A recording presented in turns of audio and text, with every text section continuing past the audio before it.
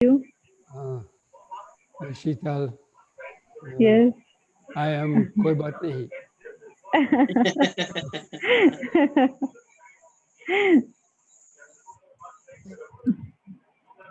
Hello, Vandami Bhante.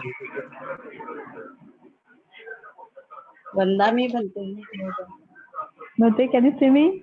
Sheetal here. Yeah, I see you, yes. Yeah.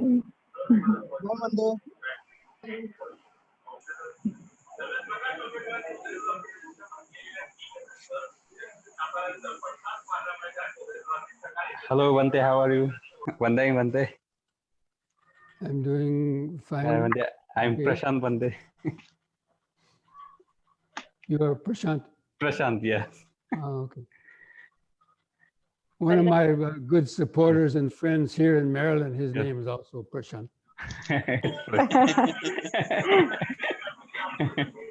Yeah. You all have grown up a lot since I last saw you.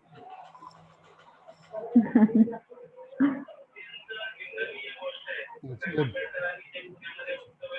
Grown up in Dhamma. Yes,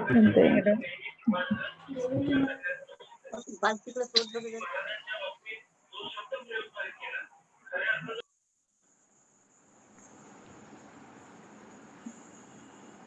Can you see that monitor?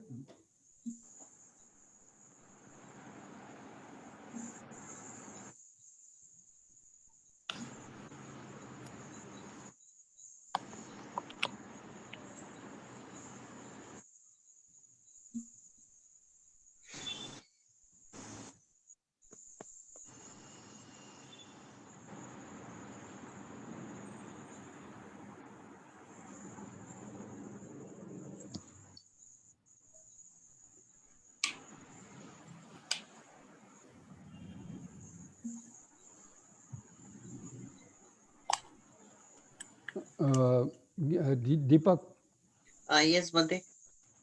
how long does your normally your evening program go? It's normally goes nearly 1.5 hours or sometime 2 hours. So after my talk, they're going to practice meditation or what? Bhante, some people want to ask some questions if they like. Oh, yeah, that's fine. Yeah.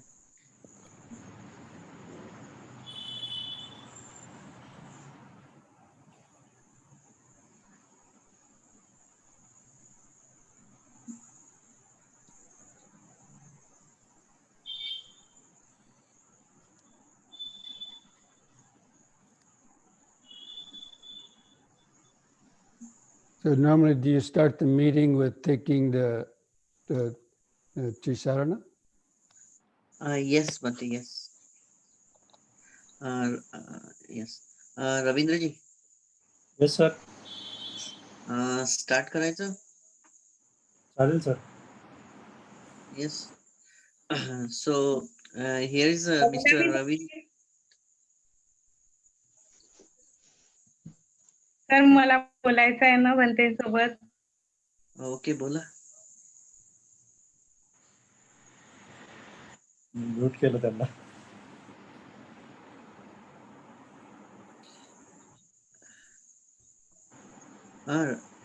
Meena तुम्ही नंतर बोल जा. Okay, शेवटी पहिले talk चालू करूया. Okay. So Ravindraji please start करायचं पण. Okay sir. या, ओके. वंदामी बनते. Vandami. This is Ravindra Bansude. Introduction in Hindi.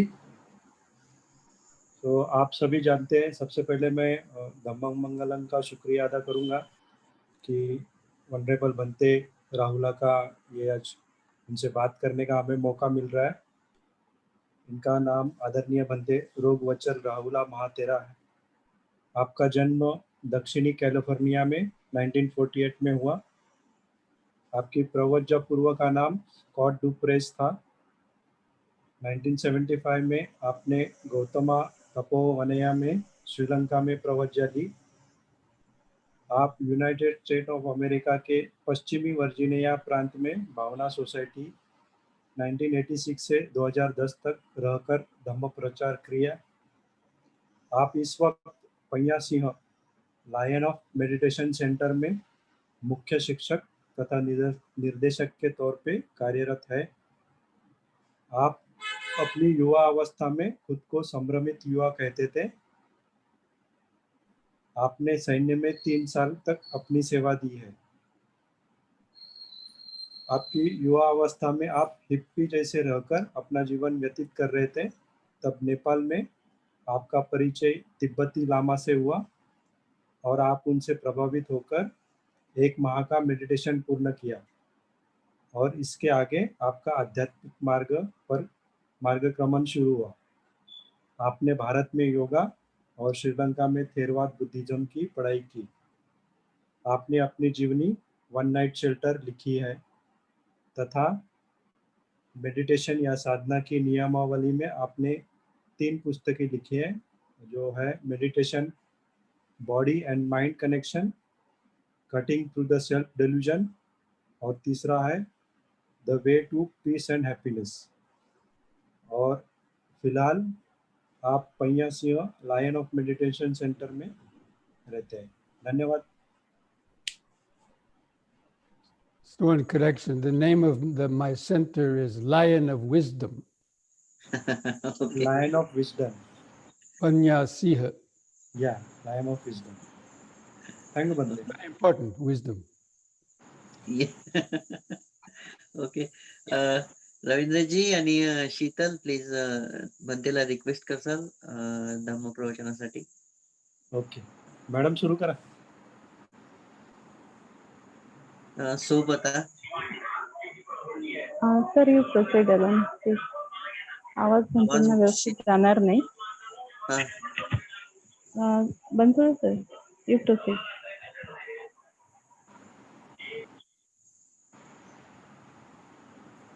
Ravindra ji करा. हा ओके. हा चालेल. ओके. ओकास वंदामि भन्ते द्वारतयेन कथं सब्बम् अपराधं खमतु मे भन्ते. द्वितीयंति ओकास वंदामि भन्ते द्वारतयेन कथं सब्बम् अपराधं खमतु मे भन्ते. तृतीयंति ओकास वंदामि भन्ते द्वारतयेन कथं सब्बम् अपराधं खमतु मे भन्ते. श्रीयाचना. ओकास अहं भन्ते तिसरणेन सद्धि पंचशीलं धम्मं याचामि अनुगहं कृत्वा शीलं देथ मे भन्ते. द्वितीयंति ओकास अहं भन्ते तिसरणेन सद्धि पंचशीलं धम्मं याचामि अनुगहं कृत्वा शीलं देथ मे भन्ते. तृतीयंति ओकास अहं भन्ते तिसरणेन सद्धि पंचशीलं धम्मं याचामि अनुगहं कृत्वा शीलं देथ मे भन्ते. Okay, repeat after me. Namo tassa bhagavato arahato samma sambuddhassa. नमो तस्स भगवतो अरहतो सम्मा सम्बुद्धस्स. नमो तस्स भगवतो अरहतो सम्मा सम्बुद्धस्स. नमो तस्स भगवतो अरहतो सम्मा सम्बुद्धस्स. Buddhang saranang gacchami. बुद्धं शरणं गच्छामि. Dhammang saranang gacchami. धम्मं शरणं गच्छामि. Sanghang saranang gacchami. संघं शरणं गच्छामि.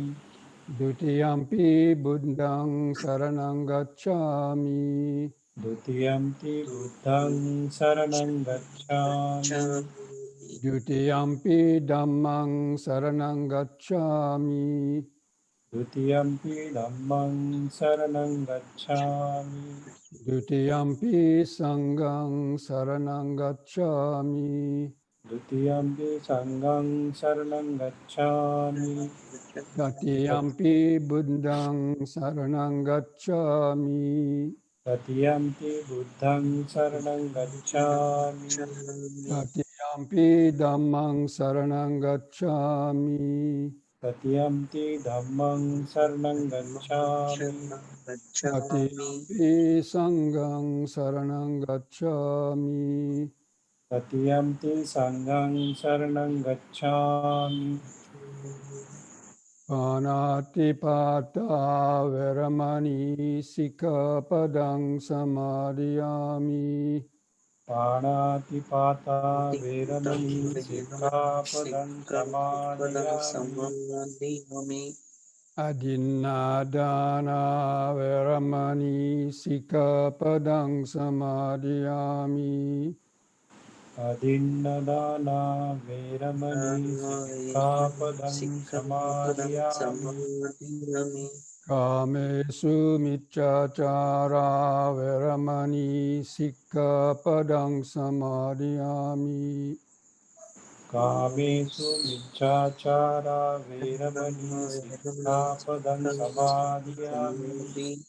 Musawada veramani sikkhapadang samadhiyami. Musavada veramani sikkhapadang samadhiyami. Suramirya majjapama dattana veramani sikkhapadang samadhiyami. Surameraya majjapamadhana veramani sikkhapadang samadhiyami. Tisranena sadding panchasilam dhammang sadhukang suratkitang kattava appamadena sampadetu. Bhante. Bhante. Sadhu, sadhu, sadhu.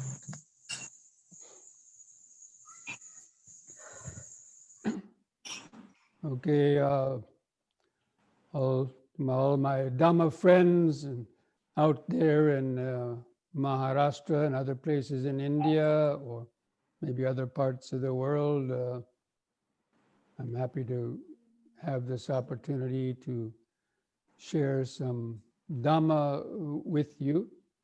And I want to thank Deepak Ambore for inviting me to share some words on mindfulness practice with you.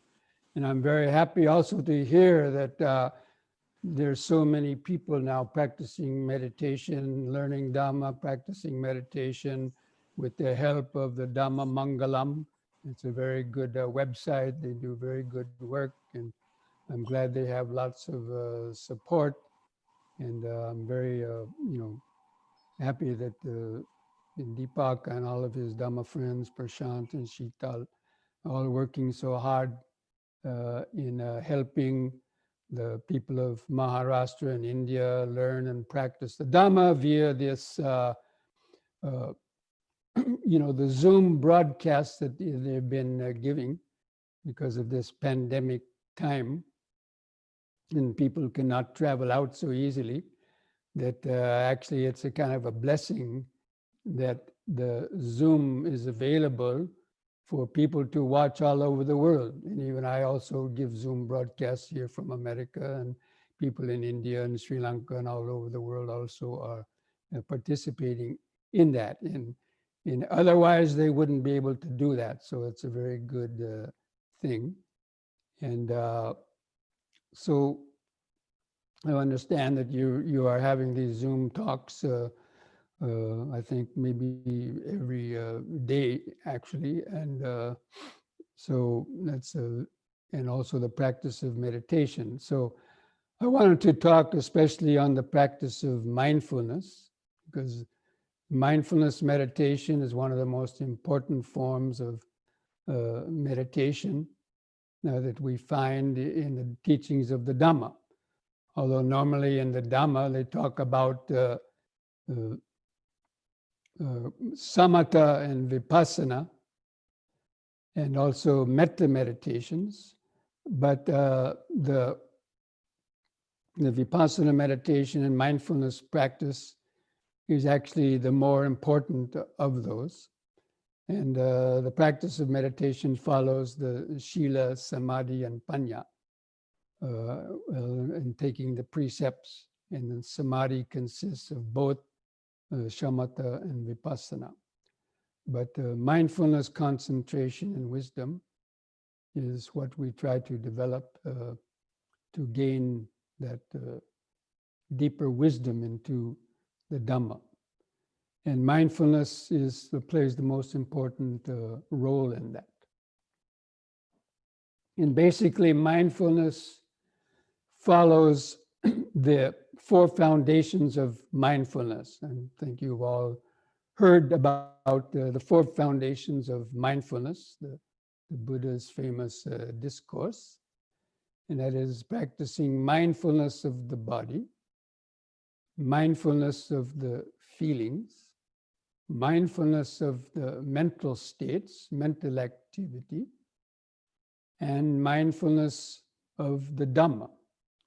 And mindfulness of the Dhamma is a little bit deeper to understand, but basically it's the practice of the Vipassana meditation.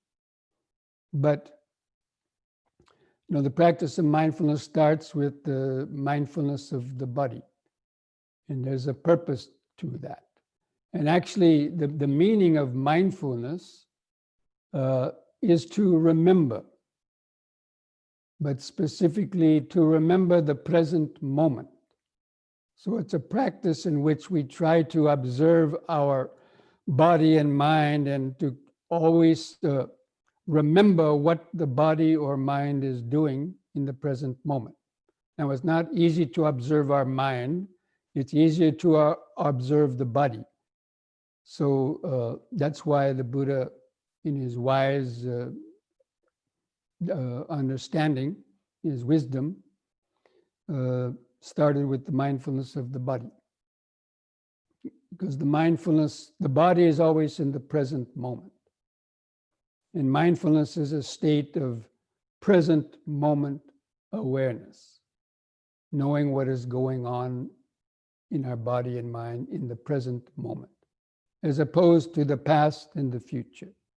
Normally, our mind is lost and caught up in thoughts about the past or the future. When we hear, see, taste, smell, touch something, we are remembering our past experience with those objects and then projecting that into the future with desire, aversion, ignorance, and other types of emotions and reactions. But rarely is our mind resting in the present moment. And all actions of all problems of our body and mind, especially the mind, or all the problems that you find in the individual problems and collective society problems, are problems of the past in the future. People clinging to their past opinions and views about things, their likes and dislikes, and then projecting that onto others. And if others don't agree with what we believe or think or like or dislike, then arguments arise and people don't like the other people because they disagree. It's because of the clinging to the past and the future. So the practice of mindfulness helps to undercut that clinging to the past and the future by always trying to remember just the present moment itself, and starting with the body and the breathing. So whenever we remember the present moment of the body, it cuts through the mental activity. And so that's why when the mind is resting in the present moment, then basically suffering kind of disappears. because when the mind is just remembering breathing in, breathing out, sitting, standing, bending, stretching, whenever it's grounded in the present moment in the body, then the past and the future doesn't come into play. And therefore the mind reverts to its natural state of equanimity, and also it's a state of inward tranquility and happiness. So that's why learning to live more in the present moment is a way to get out of the worries and fears and anxieties that our mind keeps projecting based on the past and the future. And so I know you've been practicing the mindfulness meditation, and the mindfulness, Anapanasati Bhavana is the mindfulness practice, and learning to concentrate in the present moment. And you've been practicing a walking meditation. And actually, mindfulness of the body is practiced in all four postures: sitting posture, standing posture, the walking posture, and also different movements when you're bending, stretching, eating, sleeping. You are constantly reminding yourself, oh, what is this body doing right now? It's sitting, it's standing, it's bending, it's stretching, it's looking this way, looking that way. And so you continually try to remember what the body is doing, in a formal mindfulness retreat. And usually meditation, most people associate meditation with sitting.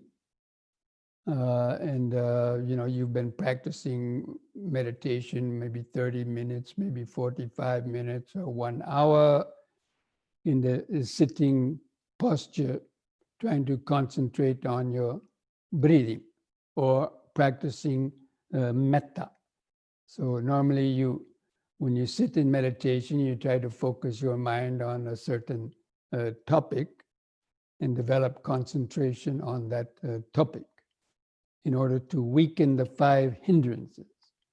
The 5 hindrances are the biggest enemies to practicing meditation.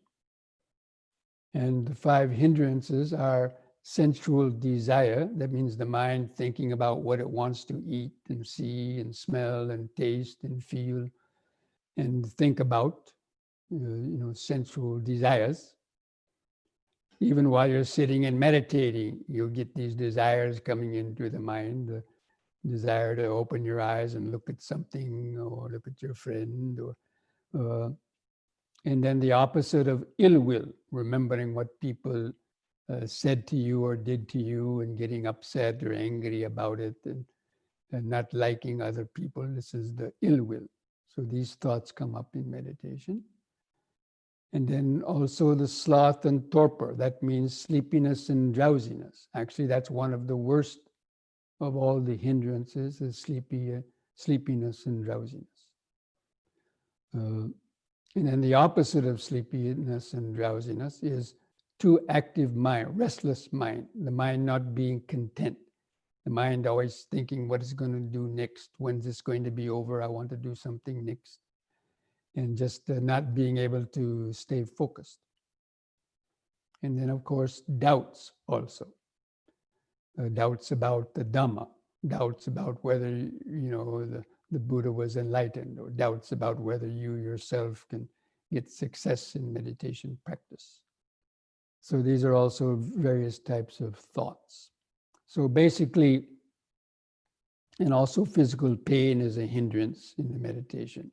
So all these hindrances you have to observe them with mindfulness as they come up, and to apply the appropriate antidotes for those hindrances to subside or go away, or just to let go of them, let go of that thought. Or if you're sleepy, to take some deep, slow breaths, try to waken And then always coming back to the present moment of your concentration, the present moment, remembering I is breathing in, sitting, breathing out, sitting. And the breathing body, should be like the anchor of a ship. So the breathing body is an anchor for our mind. Our mind is like a ship floating on the sea, and it gets blown this way and that way, and the anchor helps to keep it steady in a storm.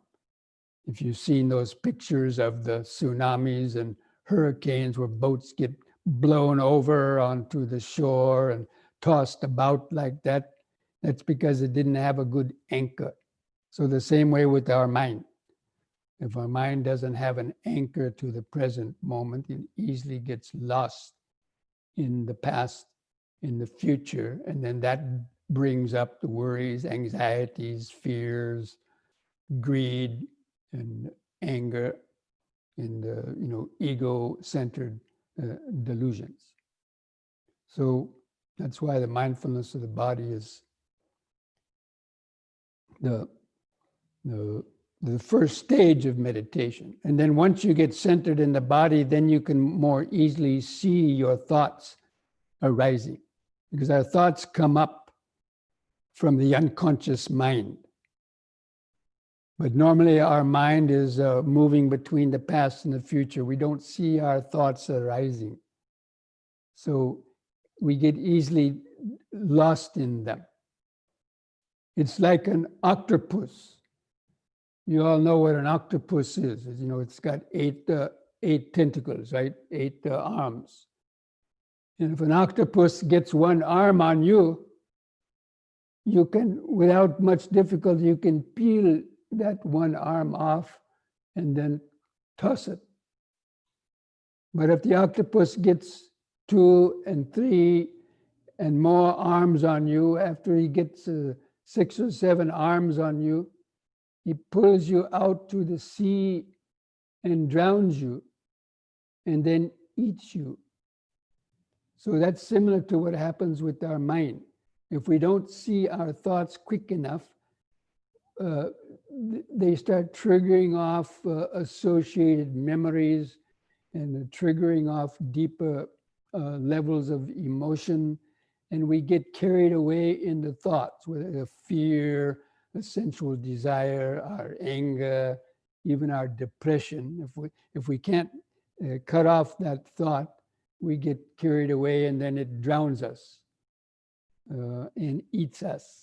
That means, people wind up getting mental disorders, or they, even in a worst case scenario, they might take their life because they can't deal with the types of depression or emotions that are coming up in their life. So anyway, that's why the training in mindfulness, unless you're grounded in the body, it's very difficult to be able to see your thoughts quicker. When it only has one tentacle on you, when you can notice, anger is arising in me now, okay, and you detach from that. And then it doesn't draw you away. You're able to come back to, yes, sitting, breathing, breathing in, out, and so on. So, that's what we do in the sitting meditation. We're trying to develop both concentration and mindfulness. So actually that practice of mindfulness, to notice the hindrances, to let go of them, and to be able to come back to your primary object, which is the breathing or the body itself, then, that's you gradually develop concentration. So concentration simply means unbroken mindfulness. You're not getting carried away in the hindrances, to break your present moment attention. So, but then a lot of people, when they meditate, they think meditation is just done in the sitting position. So they sit for 30 minutes, 45 minutes, 1 hour, and then they say, oh, I'm a good meditator. Look, Goenka ji would be happy with me, or Deepak would be happy with me, or Bhante Rahula would be happy. Look at that. I meditated 1 hour today. And then they get up and they go out and they lose their mindfulness. And they might go a lot of the day without being mindful because they spent 1 hour in meditation. Now they have so much other things they got to do in the day. So they lose their mindfulness. And then they come home at night and it takes a long time to calm down their mind. So usually that's what happens to people. They practice meditation one time in the morning, but then they go out in the day and they may lose their mindfulness and do some unmindful things. And then collect a lot of agitation or worry. And then in the night, it takes them longer to calm down. Or they don't even meditate at night. So anyway, I wanted to talk about a special kind of mindfulness practice, which is called an M&M. And M&M stands for Minute of Mindfulness, or a minute meditation. So this is a practice that fills the gaps between your morning and evening meditation. So it's a specific training. You know what an M&M is, right? They're small little candies covered with some sugar flavor, orange and brown and so on. So they're small and sweet. So this M&M is a meditator's M&M. It's a minute meditation. So you train yourself to stop what you're doing once an hour for 1 minute. So let's say you were doing some job, maybe you were checking your email and then you finished your last email and you're about to rush to check your answering machine, phone messages. But before that, stop. You stop and you pause to wait, and you bring your attention back to the body. You let go of that neurotic push into the future. So you stop what you're doing, freeze in your tracks. Maybe you set a beeper on your watch or a little signal, a bird chirping on you hear that, oh, time for a minute meditation. And you let go of that rush to the future and you take a deep, slow breath and you bring your attention and remember, oh yes, I'm sitting right now, just sitting. You take a couple of deep, slow breaths and just tell yourself, breathing in, letting go of the past and the future, breathing out, sitting or standing here and now. You can also do this standing. Actually, it's the best time to do it is, when you're standing. Let's say you're walking around. You just finished, coming into your house before immediately going to do something. Stand there and bring your attention to feel your feet pressing the floor. Relax your arms at the sides. Mentally tell yourself, relax. And then, just feel the body standing and just remind yourself, standing, or better yet, the breathing in, standing, breathing out, standing. And just sort of relax in the present moment. That means in that 1 minute, you can just touch base with that anchor and to realize that you'd been running around unmindfully for the last hour, or maybe you got frustrated in the last hour. So you can try to calm down and relax. You can also forgive anybody in that 1 minute. You can practice forgiveness by forgiving anybody who may have, said something bad to you, or you forgive yourself. Maybe you were unmindful and you talked rough to somebody or you whatever. So you forgive yourself too. And then send out metta. You can send out metta. May all beings be free from greed, hatred, and delusion. May all beings be, develop mindfulness and wisdom. Be well and happy. So there's a lot you can do in that 1 minute. But then, so once you finish that, then you continue doing what you have to do, but you try to make that, to do that every hour. Because doing it just one time is not going to do much. It's sort of like collecting raindrops from the roof. You know, during the monsoon there in India, when it's running, people, they put a barrel, you know, under their roof and they collect the water. So only 1 or 2 drops won't give you enough to, you know, wash your hands or to satisfy your thirst. But if you collect a lot of drops, then you have enough to do something with. So the same way, you have to practice these M&Ms faithfully every hour to get the benefit. And in that way, you know, by the end of the day, you might have gotten 12 minutes of quality mindfulness practice between your morning meditation and your evening meditation.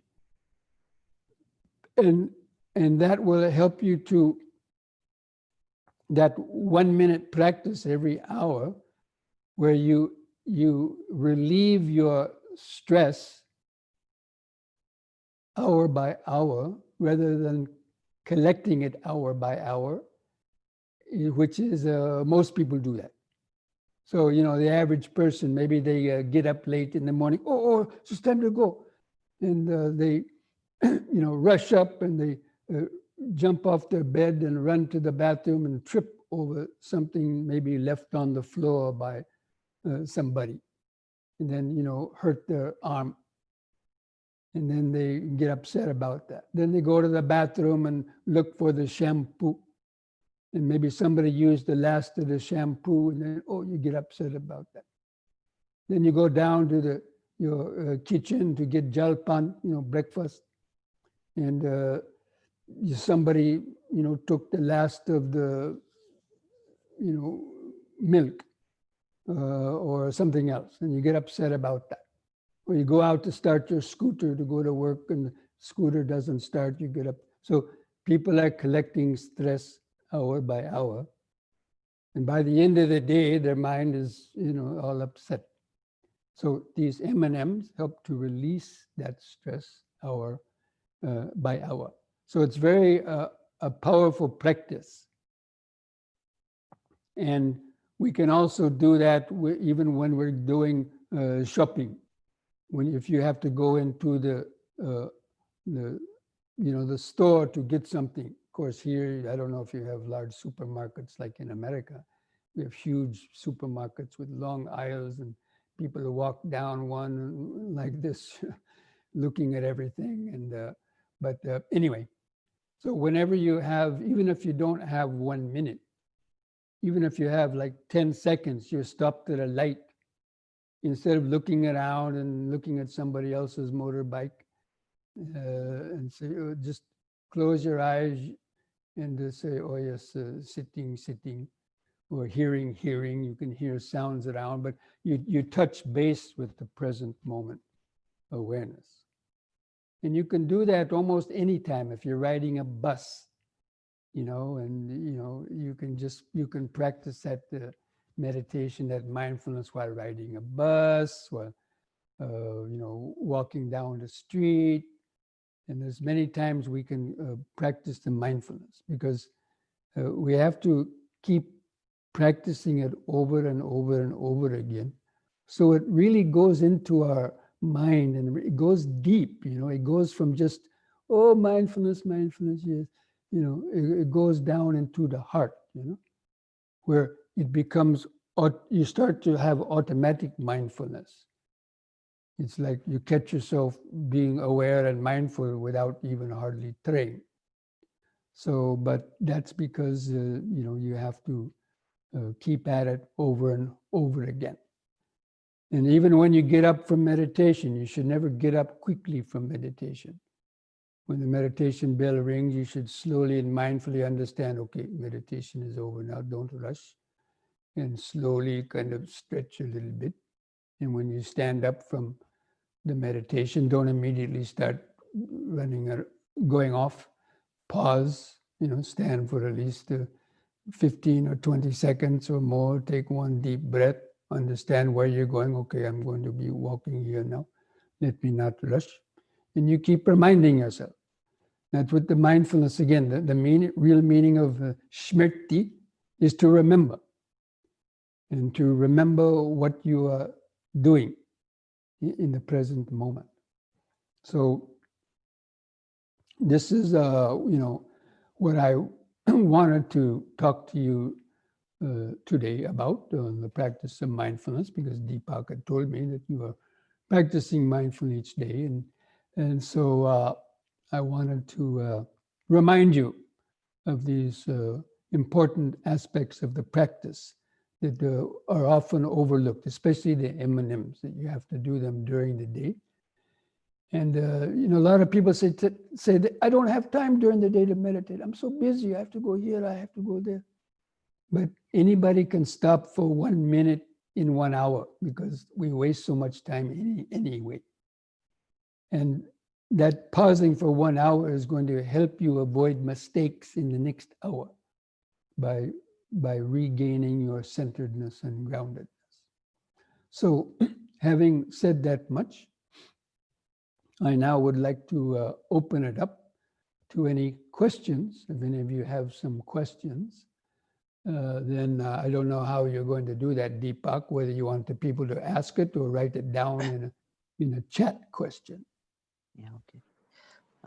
कोणाला काही प्रश्न विचारायचे असतील तर ते hand raise करा, हात वर करा आणि एकतर चॅट मध्ये प्रश्न टाका.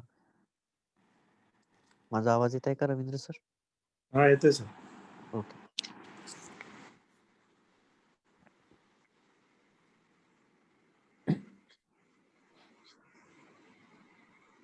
Okay, until that I ask Bhante, nobody make the hand raise.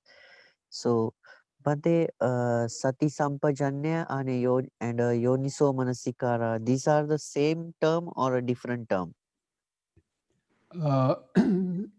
Sati Sampajanya means the understanding, mindfulness, and clear comprehension. And Yoniso Manasikara also means wise attention. So yes, they are similar terms. They could have some, subtle nuances or differences, but generally it means the same thing. It means, but the sampajanya, there's 4 kinds of sampajanya. And one is the knowing the purpose of what you're going to do. Normally the sampajana was mentioned in the mindfulness of the body in terms of going places in our body movements. So whenever you're about to do something, you ask yourself, what is the purpose of my doing this? Is this what I'm going to do? Is it going to be useful or not useful? Is it going to be skillful or not skillful in terms of calming our mind? And so it's the mindfulness of the purpose of why you're going to do something. And also Yoniso Manasikara means also wise attention. And so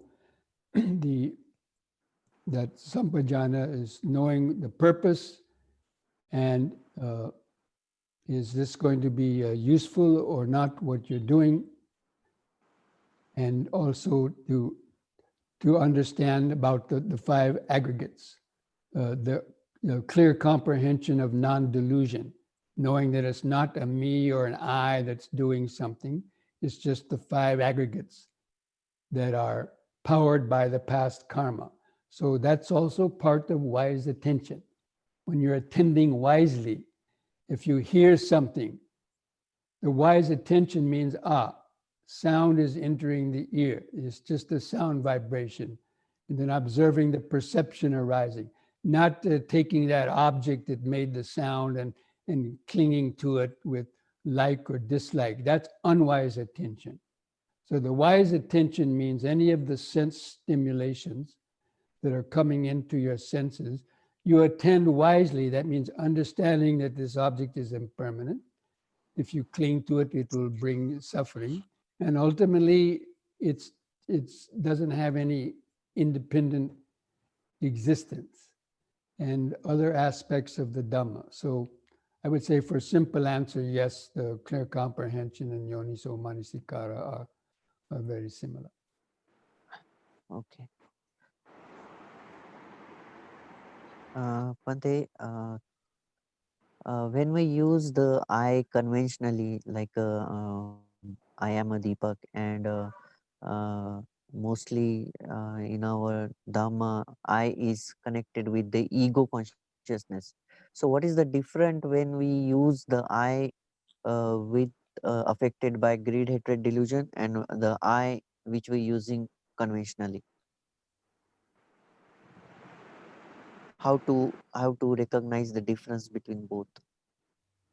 You mean when we use the I without wise attention and when we use the Yes. I with wise attention? Yes. So using it with unwise attention means you're assuming this I is you and you're the master of it, and you are trying to defeat somebody else and talk, or you're trying to satisfy your greed, the ego's desire or its aversion, or boosting the ego. That is using the ego with the unwise attention, and it will bring suffering. Now, if you use the I with wise attention, I can say I'm going here, but I understand that this I is just a conventional mode of speech, and we have to communicate with that. Because if I just say Bhante Rahula is going here and there, people will wonder, what is Bhante Rahula? Why is he saying it's Bhante Rahula? You confuse people. So we have to use these words of I and me sometimes, but you use it with the wise attention without the clinging to it, just for communication purposes. So that's the main difference. We're clinging to the sense of I and using that to get more involved in the karma, or we use the I with wise attention, using it only for helping our mindfulness and by using it to, help others. That's why the Buddha himself used the word Tathagata. Sometimes when he was giving Dhamma talks, he said that Tathagata does this or that. You're referring to himself, but he's not using the word I. But in some other times he used the word I, but always with mindfulness and wisdom, because actually the I is not in his mind. He has to sort of force himself to use the word I, because it's it's not there dominating his consciousness. Actually, there's a trinity. I, me, and mine. These are the three manifestations of the ego. Whenever you say I, whenever you say me, give it to me, look at me, or mine, mine, mine, it's always referring back to this self-consciousness. Someone want to ask question? Chat. Sir मी विचारू विचारा तो पण. Bhante, how to practice these 5 शील संवर, सती संवर, खंती संवर, ज्ञान संवर, and वीर्य संवर? Can you say the words in English? I understood most of them, but शील संवर. what? शील संवर. He asking about the Spiritual faculties. yeah, I think like a samvara shila, restraint. The indriyas. Yes, Samvara. yes. But he asking about the shila samvara, khanti samvara, and another. सती संवर, ज्ञान संवर, वीर्य संवर. Yeah. Okay, protecting the sense faculties by sila. So Right. sila samvara means by restraining, by not killing, you're protecting the body from using the body to kill somebody or to physically harm somebody, right? So Okay. the Sila Samvara, you take the precept Panatipata Veramani. So you're guarding the body, not to use it to break the precept, or you're protecting the mouth. You're guarding your speech, not to tell lies, slander, gossip, and malicious speech, right? 4 kinds of speech. And also the mind. You're guarding the mind against the negative thoughts. Okay. So anyway, that's how Sila helps to protect you and guard the senses. The same with the Kanti, patience. So, you know, when you're talking to somebody, you have the urge to want to butt in, right? And blurt in and contradict somebody else. So you have patience. Okay, don't speak yet. Patience, wait. So patience means waiting, not to be too quick to want to do something, because then we do it without mindfulness and we might break the precept. Like maybe if a spider lands on you and you quickly, oh, you get scared, you know, and without protecting your, having the sila, you might kill that, or without patience. And the same with the wisdom. You use the wisdom to jnana samvara, you know, to protect ourselves. It's mainly to protect yourself from breaking the precepts or any other types of unskillful action by pausing, reflecting, and then having also the help of the precepts. If you don't have the precepts, then you will not be so mindful when something happens, and the old habits will come in and so on. Okay. Thank you, Okay. Bhante. Okay. Sir, Vichara. Dr. Yogeshwari, someone hand raise. I don't know. Okay, and another question, Bhante, here. Bhante, how do we stay mindful if we are disturbed and angry? You take a few deep, slow breaths. Do some deep, slow breathing. That helps to calm you down. Like if you start to feel angry, maybe you're talking to somebody and you're starting to get angry inside. So take some deep breath, like, and remind yourself, don't get angry, don't get angry. Or now I'm becoming angry, relax, relax. You have to have the mindfulness. It's all about the mindfulness again. If you don't have the mindfulness there, you won't have that quick protection. That's the Indriya Samvara, just as we were talking about just a moment ago. That's the protection of the sati, and the precepts and the wisdom, and also the mindfulness. So that's the way we have to notice that we're getting angry, and then we have to check it by these various means, such as deep breathing is one of the best ways for immediate. Because when you're taking a deep breath, you can't really do anything else. And by the time you've taken 1 or 2 deep breaths, you've forgotten what you are angry about. Because normally anger comes up in a flash and we react to it. But if you keep a gap there, if you pause by using the sila or any of those other samvaras we just mentioned, then you'll get 5 or 10 second pause, and then you forgot who you were angry about, or you realize, it's no big deal, forget it. You're not getting. That's the way you have to deal with that in daily life. There's no other magic pills. Okay. Dr. Sujata Chaudhary, पूछिए आपका question. Yes, Vande Bhante, thanks for sharing M&Ms. I think it's really going to work. Okay, I'll start my video. Okay, 1 minute. Vande Bhante, thank you so much for sharing M&Ms. I think it's really going to work. I would like to ask one question. Suppose we practice forgiveness, but you find the same person coming and hurting you again and again, taunting you, hurting you. How are we going to keep our mind calm? I mean, sometimes it happens that we react. Well, first you have to not only practice forgiveness, but then you have to practice metta. Okay. And you have to realize this person is a creature of their habits. And you also have to realize how you might have done something similar when you were younger, when you were a young child or something like that, maybe to your parents. Your parents told you not to do something, you get angry about them, something because they told you can't go play with some person. So, but most people, they didn't get to be adults yet. Even though people are adults, they're still childish in their minds in terms of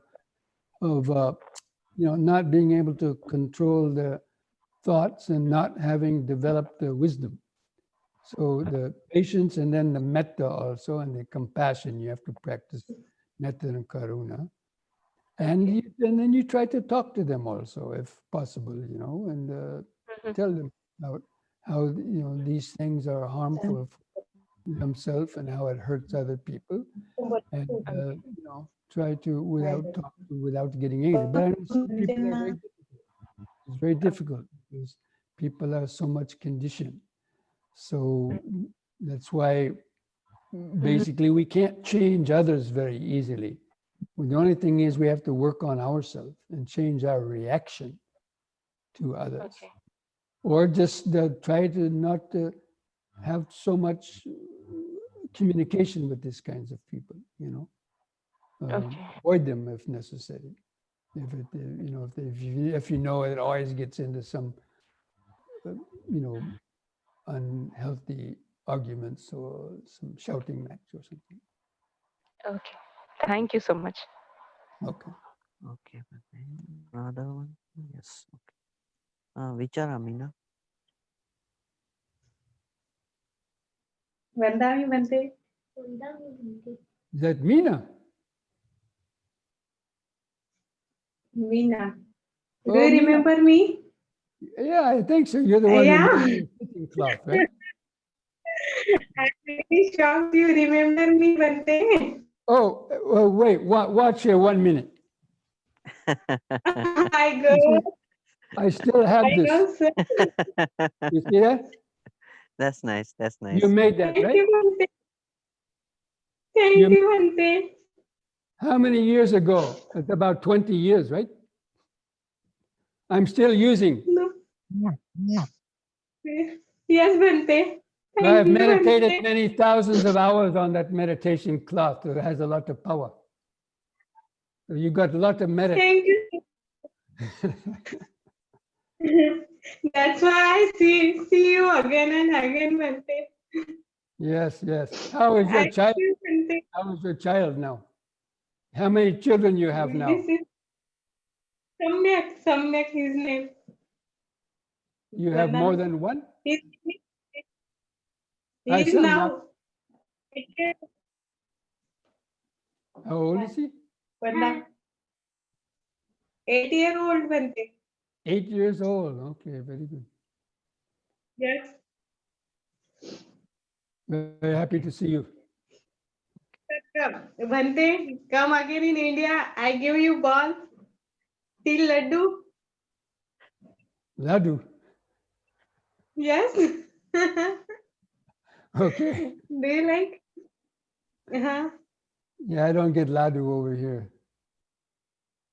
Anyway, yeah, I don't know. It'll be maybe some time before now. India also got a bad problem with coronavirus, right? Yes.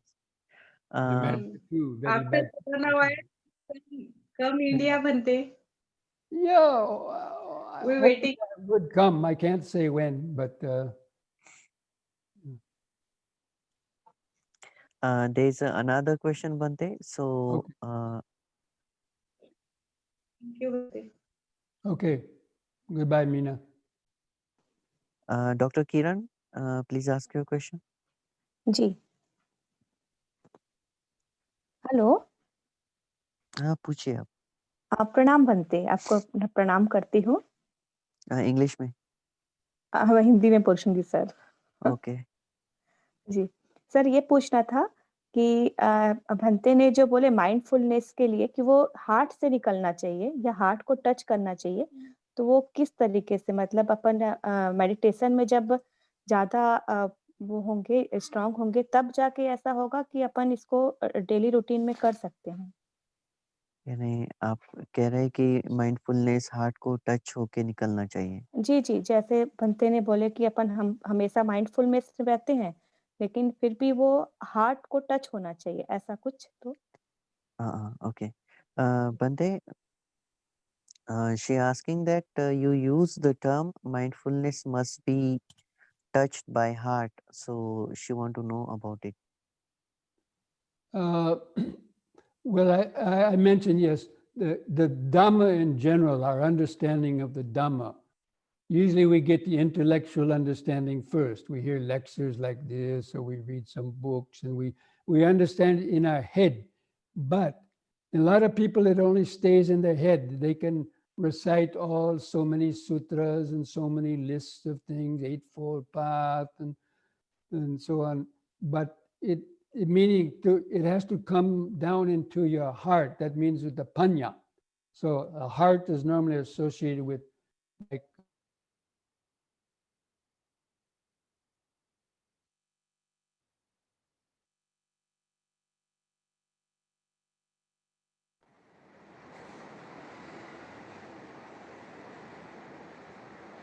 lead to every place without any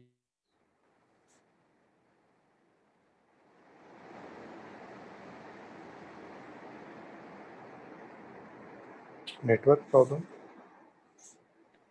Yes. Yeah, maybe we have to wait. I think Yes. it's not aware. Bhante, if you can hear us, so your video is stopped. We can't hear you. Yes, he is. I think there is. We have to wait. Lost Bhante.